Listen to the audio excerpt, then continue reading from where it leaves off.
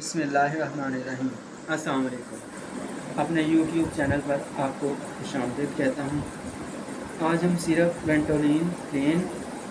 और syrup Ventolin एक्सपेक्ट्रेंट से मुतल्लिक़ बात करेंगे कि सिरप वेंटोलिन प्लेन और सिरप वेंटोलिन एक्सपेक्ट्रेंट इसकी फार्मूलेशन क्या है और इन दोनों में फ़र्क क्या है और इसकी मकदार खुराक कितनी इस्तेमाल की जाती है और इसके साइड इफ़ेक्ट क्या हैं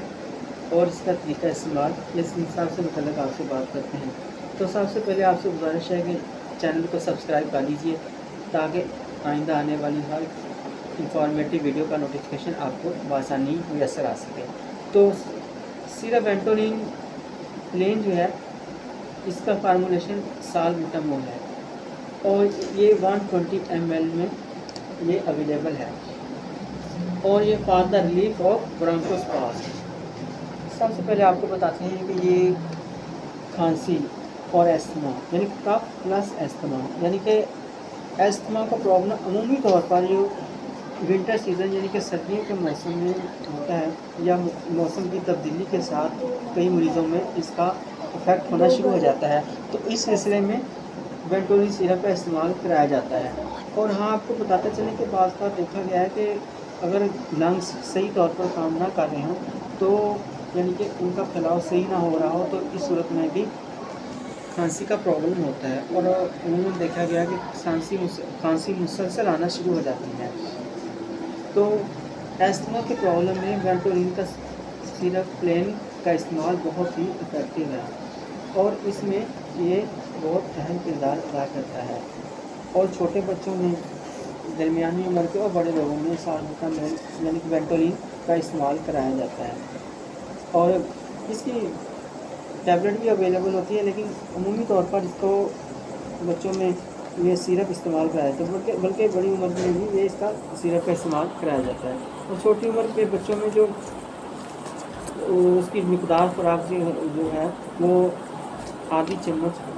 सुबह दोपहर शाम अमूमी तौर पर इसको दी जाती है और 10-12 साल के बच्चों में इसकी 1 चम्मच सुबह दोपहर शाम, जबकि उम्र के हिसाब से इसकी मकदार खुराक को बढ़ाया भी जाता है। वो डॉक्टर जैसे सजेस्ट करता है, रिकमेंड करता है, उसी हिसाब से इसकी मकदार खुराक बढ़ाई जा सकती है। अब ज़रा सिरप वेंटोलिन एक्सपेक्टोरेंट से मुतल्लिक़ आपसे बात करते हैं कि सिरप वेंटोलिन एक्सपेक्टोरेंट क्या है। तो सिरप एक्सपेक्टोरेंट जो है ये भी 120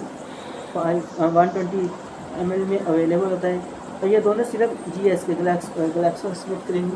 की मेडिसिन है ये और ये साल्बुटामोल इसका प्लस इसमें गोया फिनिशिंग ये इसमें फार्मूलेशन होती है। ये for the relief of bronchospasm and congestion, ये यानी कि जो सांस लेने में दिक्कत होती है उसके लिए, और इसके अलावा ये जो है ये एक्सपेक्टोरेंट ये बलगम वगैरह में भी इसका इस्तेमाल, यानी कि बलगम वगैरह निकलती हो तो ये उसके लिए ये इसका इस्तेमाल कराया जाता है, यानी कि बलगम निकालने के लिए, सीने में जकड़न हुई हो उसके लिए इसका इस्तेमाल कराया जाता है। अब ये वेंटोलिन प्लेन और वेंटोलिन जो ये एक्सपेक्टोरेंट है इनमें फ़र्क सिर्फ यही है कि वो एस्मा प्लस कफ में इस्तेमाल करते हैं, यानी खांसी और सीने की जकड़न के लिए वेंटोलिन प्लेन का इस्तेमाल होता है, जबकि एक्सपेक्टोरेंट जो है उसका इस्तेमाल इसमें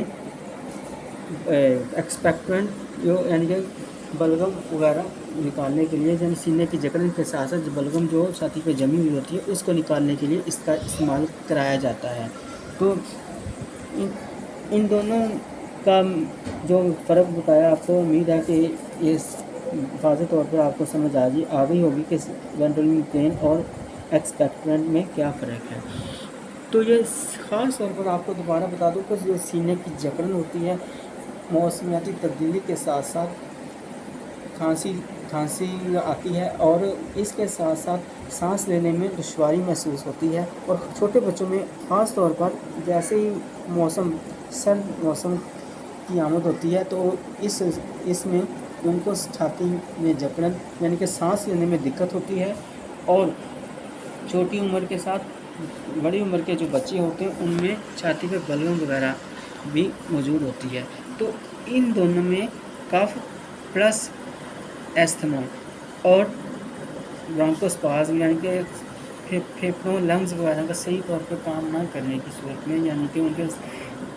सीने में जकड़न की सूरत में, सीने में यानी जकड़ा हुआ हो, सांस सही तरह ना आ रही हो, तो उस सिलसिले में उनको सिर्फ वेंटोलिन प्लेन और बलगम के लिए एक्सपेक्टोरेंट का इस्तेमाल कराया जाता है। तो उम्मीद करता हूँ कि मुझसे मतलब वीडियो आपको पसंद आई होगी। तो अगली वीडियो तक आपसे इजाज़त चाहता हूँ। अल्लाह हाफ़िज़।